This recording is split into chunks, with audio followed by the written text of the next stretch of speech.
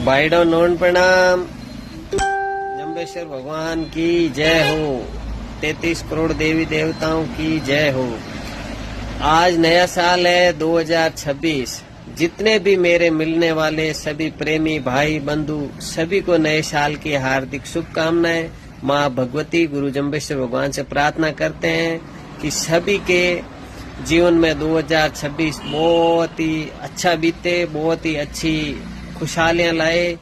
भाई साहब 2025 में भारतमाला पे बहुत सारे एक्सीडेंट हुए थे, सब कुछ हुए थे, आगजनी भी बहुत हुई थी।